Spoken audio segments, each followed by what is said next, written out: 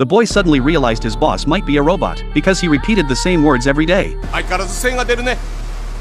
いっそのことうちの社員になるか。 To prove his theory, he shoved his boss hard, knocking him to the ground. The next second, his boss began convulsing all over, and then died completely. Watching this bizarre scene unfold before him, Mike became even more convinced that his boss was a robot. But strangely, his co-workers showed no reaction at all. Could it be that none of them were human?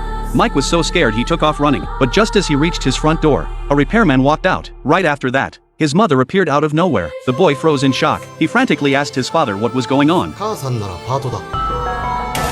飯はチンして食べろって。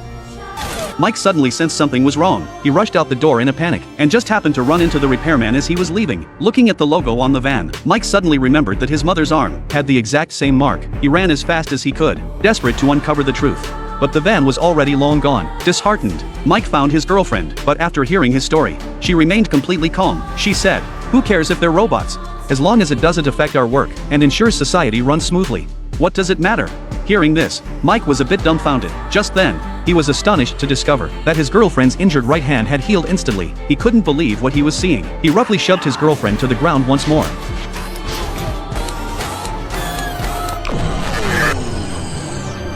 Now he finally understood. Everyone around him was a robot. To get to the bottom of the matter, Mike followed the address in the brochure and arrived at a hidden basement. He then pretended to be a customer, guided by a female assistant. He successfully made his way to the robot headquarters, but strangely, the place was littered with unconscious humans. Just as Mike was completely baffled, he suddenly spotted his biological parents. Overcome with emotion, he rushed forward to call out to them.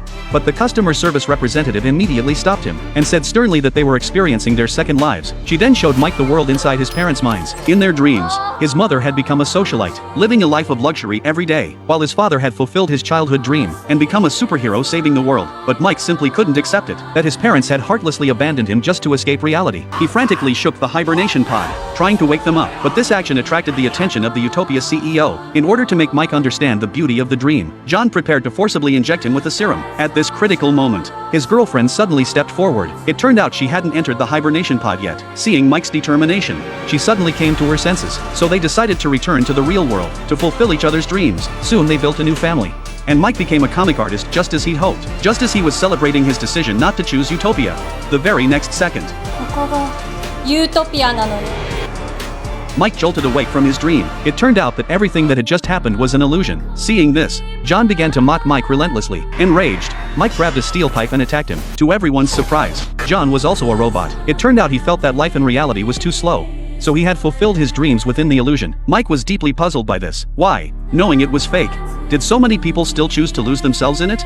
Furious, Mike grabbed the steel pipe and began striking the machine in front of him frantically. As the machine broke down, everyone woke up, but instead of thanking Mike, they blamed him for meddling. At that moment, Mike completely broke down. Helpless, he ran out onto the street. To his surprise, everyone in the real world had been replaced by robots. He was left all alone. Suddenly, an alarm sounded from the machine. The system would complete its self-repair in 10 minutes, and the film ends here. If such a machine really existed, would you be willing to be replaced by a robot?